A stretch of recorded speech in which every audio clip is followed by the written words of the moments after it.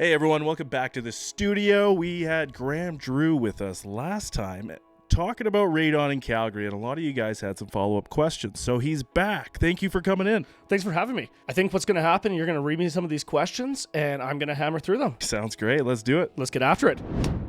Right now, there's a lot of great professionals out there, but I do see a lot of people jumping on this bandwagon, thinking that it is a quick, easy system. All I do is throw a pipe in the ground and put a fan on it, and I'm good to go, and I can charge these customers an arm and a leg for it, and I don't need any kind of certification.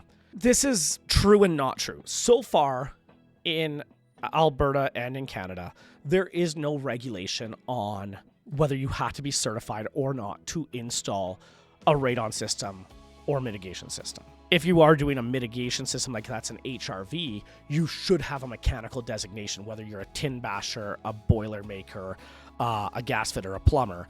Those guys, you have to have your ticket in order to install an HRV or work on a furnace. So that is still protected under the guidelines and codes. But for the subslab depressurization system or caulking and sealing foundation cracks, no, you technically don't need a designation for this. The difference is when you have that designation and you are dealing with professionals that have a CNRTC designation or CNRPP designation. These guys have gone to school, they have taken courses, they have done further learning. A lot of them have a Bachelor of Science background or an extensive trade background. And there's more to doing a system than what I think the guys at Raidon West, they coined a term called the poke and hope. And what that basically means is some of these fly-by-night contractors, they poke a hole in the ground, they put the pipe in there and the fan, and they just hope it's going to work. There's so much more to it. A good radon mitigator, before they just put a system in, will do drill tests in different areas of the foundation in your basement. They'll hook on a micromanometer, and that will test inches of water column. And then they'll go to another hole at a completely different place in your basement, and they'll pump air through it so they can see that there's measurement under your foundation slab, and they want to see which levels they're at. And by doing tests like this, they can determine exactly where they want to put the fan system. They can tell you, oh, we have air leakage here. They'll do smoke tests on your foundation to figure out where there's cracks in your foundation that they might have to seal up. They'll suggest to you, hey, listen, this subslab system will not take care of everything.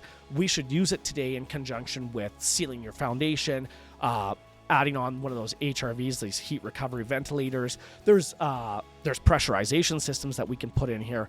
These are all part of a task management that a professional installer that has designation will suggest to his clients, where these poke and hope contractors, they just want to come in there, sell you a couple $1,000 system and get out, and they really don't understand the science to what they're doing or how they're doing it, which is a little scary, especially when you're playing with people's health. This is also one of the reasons why I say ask for certification, show proper documentation.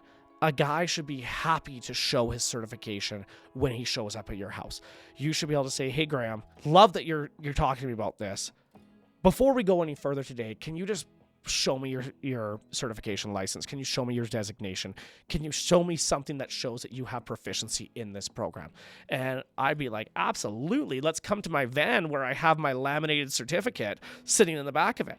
And you say, awesome. Or I'll pull up on my phone my Bachelor of Science degree, and we can go from there.